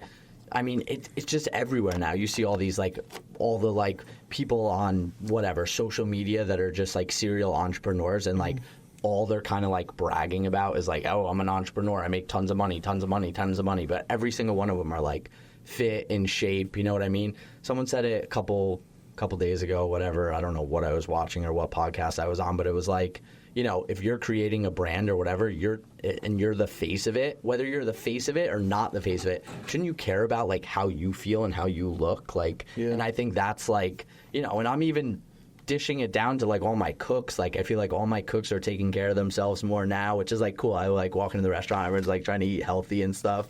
So it's like good. I think it's definitely a huge part of. I know. I definitely need to fucking step up with it, especially now having like 2 kids. And for some reason, it's so much easier for me to lock in and be more focused when other people are relying on me rather than relying on myself. Does that make sense? I think that's like my biggest thing. Like, I always put myself last. Yeah. You know what I mean? Because you're always like, all right, I have to be and I've at always this time. Done that. My whole life, But the only way to be the best version of yourself, to be the best leader, is to be the best version of yourself. Yeah, I was always like that. I was always like, whatever, like, oh shit, holy shit, it's 12 o'clock and I didn't eat one thing yet today. Like, I was always like that. And I think when I like did that switch, but it really took me like to actually having success to where I was like, okay, cool, I hit a point where like I'm proud of myself now, and that's when I did that switch. And like, to be honest, I wish I didn't do it so like late. I wish I like really started taking care of myself earlier, because I think I would have kind of progressed farther and faster. But nevertheless, I think you're going pretty fast, dude. Happy of where I'm at. Who inspires you? Oh, I mean, chef-wise, I get asked all the time, that guy that I worked for, Sergio Herman. I mean, the way I sit down and talk to people about restaurants, concepts, attention to detail, I directly took from him. Whether, you know, I want to admit it or not, he was the exact same way. You know, I only worked for him for what, like maybe 4 months between his 2 restaurants, but every time I like got any second to talk to him or any word that came out of his mouth, I was just like, I was glued. Like, I probably looked like a creep because I was like, and like, dude, I just absorbed it, and it meant so much to me no matter what he said. Whether it was like so important or not, I felt like every word that he said was like the most important words that I ever heard in my life, and just so like life-changing, life-altering, like whether he was talking about food, whether he was talking about concepts, and still to this day, like, you know, following every single thing he does, following his concepts, following his restaurants, following his new openings, whatever, his posts, reading his articles, you know, I can like think back to when I was working for him, and I can see him like talking about these things or saying these things, and he's just so creative, so attention to detail, like every little thing matters. Like, you know, when he comes up with a restaurant name, like, why is it named that? How does that connect to how it's decorated inside? And just, I mean, dude, he's crazy. Like, is there anything specific that he said that really is super like most impactful thing he said to you? Something like that. Something along the lines of like, you know, every little detail matters. And like when I started hearing that and seeing, like, being in his kitchens of like how literally every single thing mattered, like everything down to the T of like, you know, that's really where I came up with the whole experience of Pasta Ramen, and like knowing that, hey, when you're going out to eat, or here, let's put it into like your kind of like genre, or like, you know, hey, I'm going to get a bagel tomorrow morning. I decided the night before that I'm going to get a bagel. So I'm definitely feeling excited because I haven't had a bagel in probably like 2 years. So like the feeling inside right now of knowing that I'm going to get a bagel tomorrow morning, I'm like freaking the fuck out. Like, and now I'm thinking like, damn, do I really go all out and get a Taylor ham, egg, and cheese? Now I'm like, oh my God. So like my experience for coming to your place is already happening. Like, I'm experiencing it right now. I'm thinking about, yo, what time do I have to go to bed tonight? What time am I waking up? How am I getting there? Where is this place? Shit, am I going to find parking? Fuck, should I just Uber there? That's all part of the experience, right? So, like, I would say that at Pasta Ramen. People would sit down at my omakase, and I would be like, guys, you know, I hope I didn't create a bad experience for you, because your experience really started from the second you tried to get into this. How hard was it for you to get in? How hard was it for you to get in? Oh my God, I've been trying for 6 months, blah, blah, blah, and now I finally get in. Dude, that's a breadwinner right there. It took that person 6 months to get in here. I know my food's going to be fucking good that I'm serving them. That experience that I just created for that human being they're never going to forget it. It took me 6 months to get into that fucking pop-up. It was fucking insane. It was fucking amazing. But I created that experience from like way before. So I think like no normal restaurant owner thinks like that. No one. They think like, yo, I'm going to serve chicken fingers and french fries. French fries cost this. Chicken cost this. I'm going to sell 200 of them a week. This is what I'm going to make on it. That's it. They don't even think about like what the experience is of like biting into the chicken finger or whatever. You know what I mean? No, I totally mean. I got all that from him. Like straight up, I'll take it to the grave of like, I don't know why, but like my mind was so open when I was working there and just seeing everything they did and how they did it and why they did it, that it taught me that. It taught me like an experience is created from way before. And I say the same thing. You know, I would say the same thing at Pasta Ramen. Like you see when someone walks in. Like if you walked in with your wife and I was like, fuck, they were fighting the whole way here. I'd be like, yo, we have to turn this around for them. Like we didn't even do anything wrong. Pasta Ramen didn't do anything wrong. Like, of course, it was just hard to find, but that's also created the bad experience. You know what I mean? Yeah. Which it could be a good experience or it could be a bad experience. But the same thing, like I say it to everyone, like, you know, I've sat on a beach and had a meal like with my feet in the sand, palm trees, waves are crashing up. Worst food I've ever eaten in my life. Best experience of my life.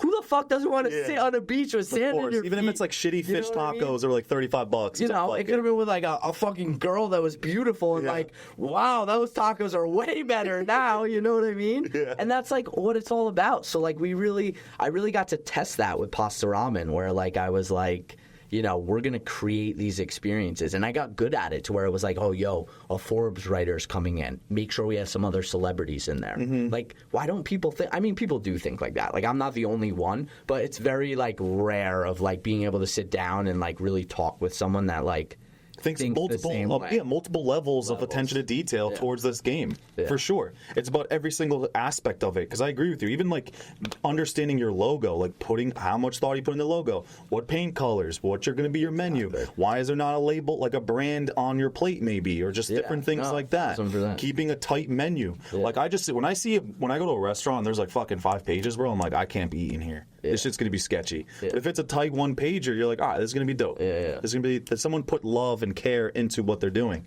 When you do develop a menu, what's your thought process in that? Like, say, for example, you have a private dining on Saturday or a new seasonal menu. Like, what's your thought process? How do you go about creating new dishes? It's like really just like based on, you know, whatever we're doing it for. So like, you know, Pasta Ramen just had a menu change. Pasta Ramen's very busy, so like I think totally different. Operationally, way more operational thought into those menus now. But yeah, like summer's here, so it's 98 degrees. What do you want to eat when it's 98 degrees? I know for a fact, like my food and Pasta Ramen foods tends to be a little heavier, so I knew it had to like lighten up. Those were like the main things that we were like thinking about. And then just like excitement, dude. Everything's got to be exciting these days. Like, you know, no one wants to have any dish that's boring. I think all the chefs in like New Jersey and across the U.S. are realizing that if the dish has a story, like it instantly is a winner. So like I always try and have some sort of backstory along with every dish that we put on the menu. You know, we just put one on that I cooked on the Today Show. I did a collab with Kikkoman, all for the same one dish, and it's basically called traditionally spaghetti Napolitan. It's literally ketchup spaghetti. And for the past 3 years, I was too scared to do it. I was like, dude, I'm some fucking schmuck from New Jersey, like putting ketchup in fucking spaghetti. Like, I can't do it. Like, no matter how famous Pasta Ramen gets, I'm not doing it. Like, I can't do it. And I just went to Japan, and we had it like 6 times in Japan. And it took me going to Japan, coming back and being like, all right, I'm ready to fucking do this now. Like, let's do this. Like, we're going to serve people fucking ketchup ramen. So put the whole dish together, whatever. Obviously, you know, doctored it up, modernized it. But the story behind it is so cool, too. Like, it's like, you know, make a long story short, some general way back in the wars in Japan had a chef, and he basically said, hey, I want, like, pasta. So he ran to the cupboard, and there was nothing in there but ketchup and spaghetti. So he, like, put it together, and it was just a hit. And they eat it all the time in Japan. It's at all the Wafu Italian restaurants. It's at all the Italian restaurants. It's like their Sunday comfort food. Like they make this. Like when they make pasta, like we make like, you know, meat sauce or tomato sauce on the stove on Sundays. Meatball, whatever. Yeah, they make But if you think about it, the ketchup really is what? It's kind of just like, at the end of the day, tomato paste, some sugar, and fucking and vinegar. Vinegar is what makes food pop. Like, if you put vinegar in anything, add vinegar to anything you cook next time. I don't care what it is. It's going to make it pop more and taste better. That also changed your mindset, too, because Asian food is, like, very acidic. There's a lot of pickling. There's a lot of vinegars. So it's probably, like, I mean, there's not much acid. There's not that much acid besides, like, the actual vegetables in Italian food, is there? I guess balsamic, fair enough. There's a lot of citrus. Yeah. A lot of citrus. But not as much as, like, Asian, right? No, I would definitely say there's more. Yeah. About maybe like almost even like at the same level. You know what I mean? There's so many things that like you talk about Italian cuisine or you talk about Japanese cuisine, and it's like, yo, the more I'm saying, then I'm just thinking just straight lemons all the time. Like, that's cool, man. I feel like the reason why I'm asking about developing the menu is because sometimes like I get like I said, I'm about to open up this restaurant, and sometimes like I'm like creatively all over the place, like throwing shit at the wall, and I'm just trying to figure out if there should be like a focus point, like knowing like, hey. I definitely like, you know, at the top of your one sheet or whatever you're creating, you're putting like the whys, you know what I mean? So like, obviously, hey, if it's a restaurant in Jersey, what do Jersey people like? So I'll put like, what do Jersey people like with like a question mark on there, so I know that I'm cooking for my New Jersey clientele. Then it's like, hey, exciting. What am I putting that's exciting? Hey, what am I putting that's like new or different or being different, you know? And I put all those on there so I can like, while I'm creating, I'm looking at that and making sure it's like checking off some of the points. And I think I do that with like all the menus I do now, you know, making sure like, hey, is this exciting? Does this have a backstory? You know, is it gonna pop? Is it like, you know? And that's exactly what we did with like the Pasta Ramen omakase menus and all my menus that I create. Especially when you have that many courses, I feel like you have to really figure out how to multi-purpose bunch of ingredients. Well, the hardest part about that is learning and telling yourself that every course isn't going to be a home run. And that was the hardest part for me. It's like it's almost like an album of music, right? Yeah, you got to have like, hey, this is just a transition course. And like, as much as I hated that, like you go to like these tasting menus where you're getting like 20-course tasting menus, and it's like not every course is a home run. So when we were doing the pasta ramens, and anytime I cook tasting menus, like it kills me to not have like a banger each one. Yeah. But you have to do it. Do you like tasting menus more than not? Would you rather like a sit down, just like, hey, like legitimate menu, or do you like the tasting menu vibe? When I go out to eat, like everyone always asks me, love pizza. I'm going out for pizza. If I could go out for pizza once a week, I would do it. What's your go-to? Where's like your favorite pizza? I love trying new places. Okay. Like I love. But like, the fact that I asked that, what was the first thing that came to your mind? I think it's like almost like the nostalgia too, because I've done it for so many years of just driving to Prince Street in the city. It's just always been like a thing. Like we were just talking about it not too long ago. Like, you know, Sundays were slower for us at Viaggio, and we would send one of the sous chefs to drive into the city to get Prince Street and bring it back for us by the time we'd be done with cleanup. That's it. And it was just like, you know what I mean? So that's always like kind of hit home. But yeah, I just like love trying new places. I feel like there's always new pizza places popping up, and like, you know, everyone knows I love pizza. So like when I see like my people like eating pizza or something, like I'll always be the first one. Yo, where is that? Was it good? Do I need to go try it? I love Korean barbecue. Korean barbecue is like my go-to. Where's a good Korean barbecue spot in Jersey? Fort Lee, Palisades Park is better than New York City. Interesting. There's like so many. Every time I get asked like, where's your place to go eat, I always say this place, Old Bolton.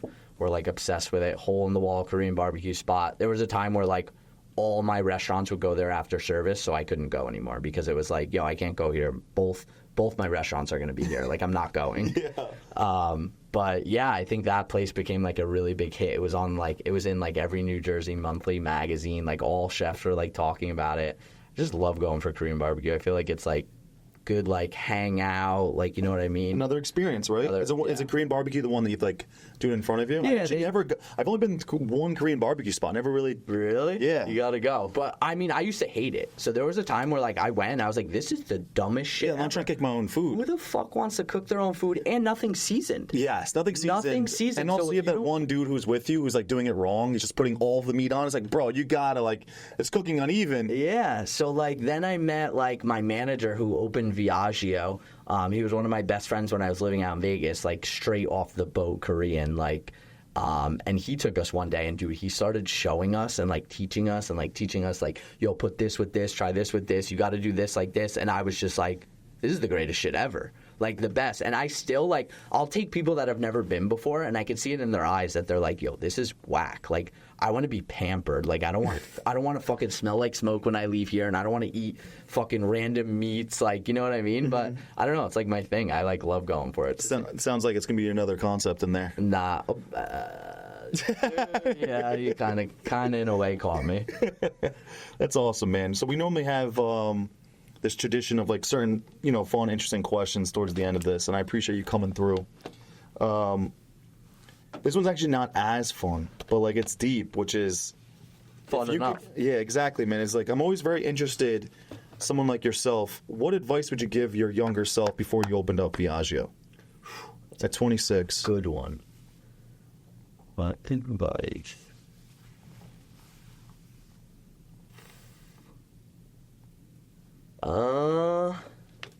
Don't take everything so seriously. Don't be so serious. Try and enjoy it more.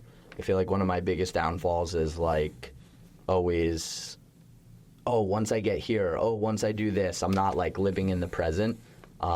Biggest downfalls that I'm trying to like work on a lot. And I feel like, the first 4 years that I had Viaggio before I had OC, or 3 years, 4 years, whatever it was, I was just so like grinding, what's next, that I didn't really enjoy it. And people tell me all the time, like my dad tells me, my partners text me randomly like, yo, make sure you're enjoying this. Like, you used to have dreams of being on the Today Show. You were just on it. Did you enjoy it? Did you think about it? Like, did it process?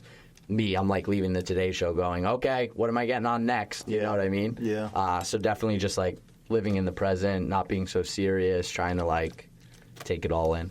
It's funny. I took a deep breath when you said that because It's probably the same for you. Dude. Totally. And like you're farther along than me with like wife, kids, so you really need to like big. They're only one for 1 year out of the year, bro, but it took me until I had kids, bro. Then they probably made you realize it. Because you're seeing this person in front of you that's literally a baby. You can't even like do anything. It's like a vegetable.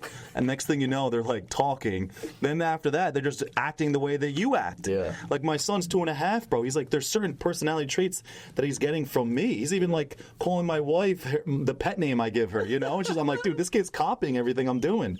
And it's fucking amazing, but it just changed your perspective. Like, holy shit, I need to like calm the fuck down and just enjoy it. Because I look back on certain moments that I had, certain milestones, and I realized like, dude, those were sick. They're just so sick, and they didn't embrace it. Celebrate them. You didn't celebrate with your staff. Forget. I did a consulting gig in Vegas, and I was so focused on that to the point that I missed the flight going to guys' grocery games.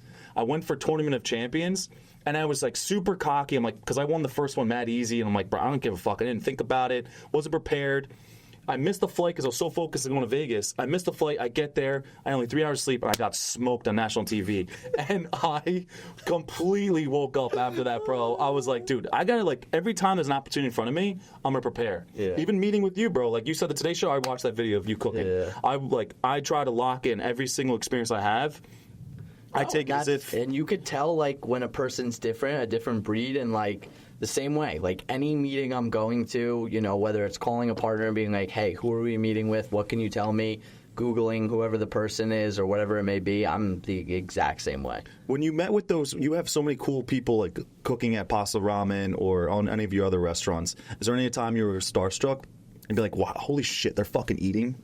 Like I'm feeding them? No one ever believes me when I say this.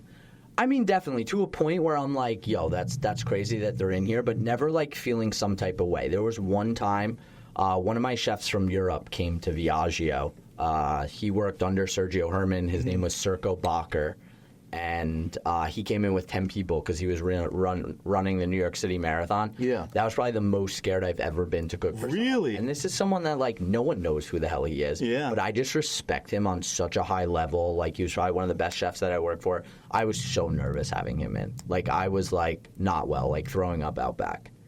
And, like, I don't ever like to admit that to anyone, but, like, that's how I was. And this is coming from someone that, like, we had Adele at Pasta Ramen. See, it's someone like that, bro. That's crazy. Halsey at Pasta Why? It's because you know that he can read through any bullshit you throw out.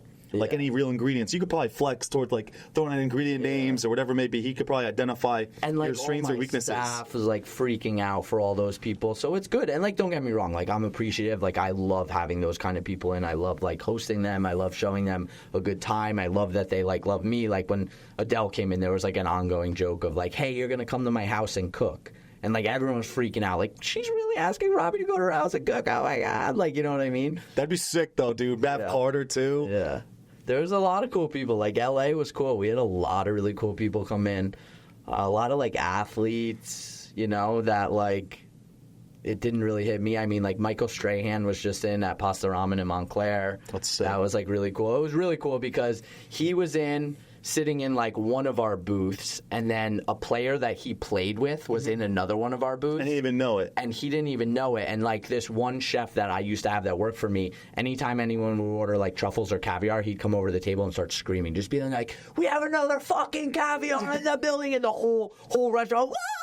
Go fucking nuts, crazy. So he went over and he screamed, "We have Michael fucking Strahan in the building!" And dude, everyone went nuts. Like, dude, people are throwing shit in the air. Like, it looked like you were at a fucking rave or a concert. Yeah. And all of a sudden, this big dude on the other side gets up, walks over, and goes, "Yo, motherfucker, you following me?" And he goes, "Oh my God!" And they like hug, they dap it out, like it was fucking cool as shit. That's cool, like, you know what I mean? Not even realizing we have like two people like that, man. You know? It's just crazy. That just like doubles down on what you're saying about the experience. Yeah. You know, it sounds like an old school like Greek restaurant. I feel like with everyone with the fucking towels. Yeah, or throwing the plates on the ground and shit you'll never forget. It sounds like a Wicked Wolf like fucking restaurant. And you know, we've like napkins. curated that. We're like, you're sitting at the omakase, and like I've had friends in where I know they're coming in with a celebrity, so I make sure like they're sitting next to a full celebrity. Like I'll never forget though, one of my like really good friends growing up, she was coming in and ASAP Ferg was coming in on the same night. So I made sure like ASAP Ferg sat here and she sat here, and like just seeing her face when she sat down, it was like, is that ASAP Ferg? That's what creates that fucking scarcity of why people are trying to get in there. Yeah. It's almost like the Carbone. What do you think about the Carbone effect? Like, what are your thoughts on Carbone? I mean, I love it. It's like something that I like, you know, look up to, and you see how it works, and you like digest it, and you dig into it and see how they're doing it, why they're doing it, should I be replicating this, should I be taking this and doing it in my own way or in a better way. You know, I think it's awesome. I love any sort of restaurant success stories or like anyone that's like crushing it, you know. Same thing with like Jersey restaurants, seeing some Jersey restaurants that are absolutely like murdering, slaughtering it, and like the numbers they're doing, like, you know. What comes to mind when you're saying block? Yeah, I was just say the same thing. Like I was just talking to someone else last week about that. It's crazy. But it all goes by textbook. It's the perfect vibe. Everyone in New Jersey wants a steak or a steakhouse. Mm-hmm. Everyone in New Jersey wants a steakhouse with pasta. Mm-hmm. Like they did like perfect textbook stuff, and like, dude, the food's good. Like I've gone down there, you know, and the vibe, and it's like in the middle of nowhere, and the building's cool. Like everything hits, you know, and the numbers that they're doing is just fucking crazy. He doesn't do anything else. He just keep on crushing that one thing. Crazy, so crazy. Do you ever get tempted to just open up something like that, like a steakhouse, or would you ever do something like that, or no? Luck and my dad both want to do that. Mm-hmm. They're dying to do it. How do you choose from, like, there's probably so many opportunities that come your way. How do you know when to say no? Again, it's like what's your end goal? Like, if I wanted my end goal to make a lot of money in a year from now, like a lot of money, sure, let's sign a steakhouse tomorrow. Mm-hmm. You know, I know the food's going to be good. I know I'm going to create the good vibe, but like I said, my big goal is to open in a big city. Like, I need to be in New York. I need to be in Miami, because I know once I do that, it's just going to catapult me even farther once I'm in a big city like that. Like, seeing what we did when we took the Pasta Ramen omakase to these big cities, that's what got me to where I am here. So, you know how it is. You always take, like, 1 step forward, 10 steps back, and then hopefully jump 20 steps forward. Yes. Would you rather New York than Miami? Yes. Why? This is a big question. Do I answer with my head or do I answer with my heart? If I answer with my heart, my dream has always been own a restaurant somewhere where there's palm trees, where there's beach. Like, that's really where I want to be. My whole life I've just kept saying I want to open a restaurant in L.A. I want to be like nice weather, beach. Obviously, Miami kind of checks that off. Yeah. But at the same time, what catapults your career better? The best restaurant city in the country or Miami? Miami's more like just sexy. it's cooler, but like I mean, you could make good money, there's but way more like- street cred when it comes to like, if you could win in New York. You say you own a restaurant in New York and you start getting the accolades in New York, like, game over. But it's so difficult to like juggle everything. That's the only thing. I mean, when I do a restaurant in a big city, that'll be like, I'll have horse blinders on and that'll be like full focus. It'll be like set up, everything else. It's like Robbie's going to go into hibernation on this restaurant for like 6 months, 7 months, whatever it's going to be. Yeah. And just Open and close. Yeah. How is that why you're almost like preventing the relationship side of things almost? Are you trying to create your own family right now or not really? I mean, dude, I've just always been so focused on work. Honestly, my mom and dad are probably trying to create it more for me. Like, they're definitely at the point where they're just like, my mom looks at me and she's just like, I could tell, just like disappointed. Like, you haven't had a girlfriend in however long. Like, what the hell are you doing? You're living that rock star life, though, dude. Yeah, and then like my dad over like we're all in Slack, like where it's everyone from the restaurants in Slack. And he's literally sending messages on there like, hey, did the girl for the party come in? She's supposed to be auctioning off all the bridesmaids or some shit. Like, make sure Robbie's there that day. And I'm reading this. I'm like, what? Like, my dad now? Like, I don't know. So, I mean, I don't really put a lot of focus into it. Like, I'm trying to, like, stay busy. I get it, man. Honestly, though, it's just like... I give more credit to people that are like, it blows my mind. Like... seeing some of these people like you, like, having 2, 3, 4 spots, talking about more spots, like having a wife with 2 kids, like my 2 kids are my 2 cats, and I feel like that's a lot. Like, I'm like, I couldn't imagine real life children. Like, I don't have time for that. Like, I wouldn't be able to do it. There's always something that has to get checked off the book, and the one thing is like your personal life, man. Yeah. Like, I try and sneak in one golf session like every other week. It's the only way I can, like, no video game. I do. Obviously, I'm assuming you don't either. But like, bro, like some of my boys, they'll be talking about playing video games at night. I'm like, bro, I don't even know what the fuck that even looks like. Like, I'm in a completely different stage of my career now. That's either like work and anything that it makes you quantify time more, especially how busy you are. You're able to look at like being able to say no to something, be like, is this helping me level up? Or is it, and then on top of that, this is not helping me level up, plus it's taking time away from my family. Yeah. So it makes you quantify time a lot more. Yeah. And if that makes any sense. 100%. I mean, dude, like I said, I respect people so much that are able to do this business, this industry, and like have a family, grow a family. Like, my dad was able to do it where, he had 3 and had like 2 restaurants, and I saw it firsthand. Like, I didn't see him at all in my 7 to 16 range, like, ever. Like, he wasn't at my hockey games, like, nothing like that. I saw what he gave up, so maybe that's even a part of me that, like, I don't want to dive into that because I saw that side of it. And then, the same thing with, like, my partner, Luck. He talks about it all the time where, like, he's at a different stage of his career now. Like, I notice he's, like, always trying to be at his son's games, making sure he's hitting everything, which is, like, awesome to see, because I feel like that is the one downside of our relationship. You miss, or our industry, hospitality, like, you miss everything. So anyone I come in contact with that's able to juggle family, kids, and, like, everything, I respect on such a high level. Oh, yeah, man. I think you're going to, once you get that New York City thing, then it'll be time. But the New York City you need, bro. I can tell. It's coming. Hell yeah, man. Your last meal. What would be your last meal? Pizza. Pizza? Yeah. If you could have dinner with 3 people, who would they be? Any 3 people. These are fucking insane. Sergio Herman. I would, like, curate this. Yeah, curate it, bro. So, like, I would do Sergio Herman because he's, like, one of the most respected chefs that I love.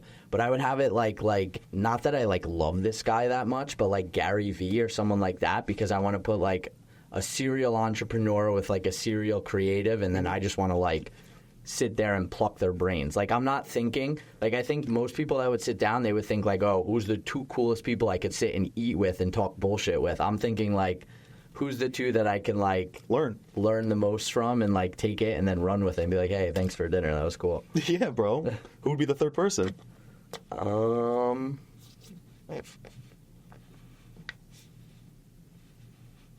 Probably my dad. Hell yeah. What's sick, dude? Just because, we're always so, he reminds me a lot now where, like, he's like, can you just fucking slow down and stop? Like, this weekend, hey, your little brother's home from school. Are you coming to see him? No, I don't have time. And I think it would be, like, really cool to just have him sit there and be able to, like, be with these two. And he thinks the same way as me. I get everything I have from him. So to be able to, like, have him sit there and then afterwards, like, talk ideas after sitting with those two guys, I think that would be really cool. Last question. What is the most impactful advice you've ever been given? Shoot, these are good. My guy. These are real good. Impactful advice. Dude, I don't know. I am so hooked on this whole, like, living in the present, trying to better myself, that's all that's coming to mind right now.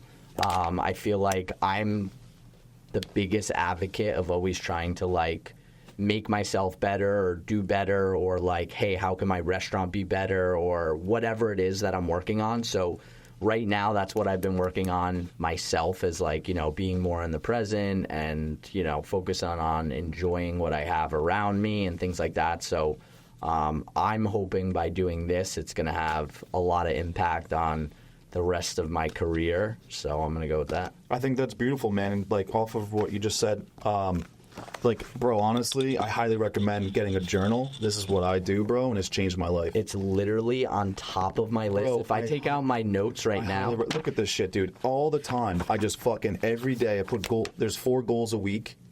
Okay, you do your macro of what you just said. So you do, like, what your 1 year goal is, and you work your way backwards. Then you do, 1,000%. and then every single week it makes you focus in and just, like, especially, I know how you probably are, just like, you're a creator, you're just go. Yeah. It makes you just fucking lock in using your fucking pen, a piece of paper, and writing down all your 4 goals. And then the fact that you're writing the same fucking task that you haven't gotten done because you're, like, procrastinating on that because it's, like, the worst task. Yeah. It just makes you just more zoned in, locked in, and it could also help you with, like, your quality time within, like, life. Yeah. Because it could also quantify being like, yo, I need to make sure I have lunch with my dad at least once every 2 weeks. Yeah. You know, something like that. Yeah. No, I'm gonna buy this book for you, bro. Hopefully you use it. I for real. respect that so much. Yeah, I'm gonna it's send the this to same. you. It's on the top of my list. I do notes, so I have, like, notes on my Yeah, but phone. it's just and I, like, ongoing, dude. type it in. But nothing's better than, because you erase that. Yeah. Nothing's better than actually going back and be like, oh, then fuck you see yeah. how much you yeah, you're like, accomplished holy and shit. shit, this is sick. I remember this goal. No, that I I've wrote had down. it on my list to start. Like, Well, it's gonna be my gift to you, bro. I'm gonna get this for you. You know how it is, though. It's like, if you follow every single thing that they all tell you to do, it's like, yo, you should be reading for 45 minutes a night. You should be journaling for 45 minutes a night. Yo, you should be working out for an hour a day. Yeah. Don't forget to do that extra hour of cardio. Yeah. There's fucking 4 hours out of my day already. Yeah. I didn't even start thinking about work shit. Yeah. Never mind, you're telling me I got to start a family, visit my mom, my dad. I'm toast already. You know what I mean? So, like, I'm, like, trying to, like, pick and choose, like, what's doable, works what's for you, not man. doable, what works. But definitely, like, you know how it is, like, testing it. Like, hey, is this doing anything? Is this not doing anything? I think it can create value for you, man. For real. I appreciate you driving all the way over here, man. It was a good time getting to know you, dog. Yeah, for real. I hope it's definitely. many more times we're going to be connected. dog. 100%. My guy. Excited. Appreciate you. Appreciate it. Fuck yeah, bro. Outliers Menu Podcast has been such a journey thus far. It's for my younger self. It's to create value for others that are in the food and beverage space. It's to talk to other inspiring people in the food and beverage game. And it means so much to me of people texting me and commenting, liking, sharing, following. And if you guys can continue, it would mean so much to my team and I just to continue to grow this thing and to get more guests and higher level guests so we can create more higher level conversations to create more value for you.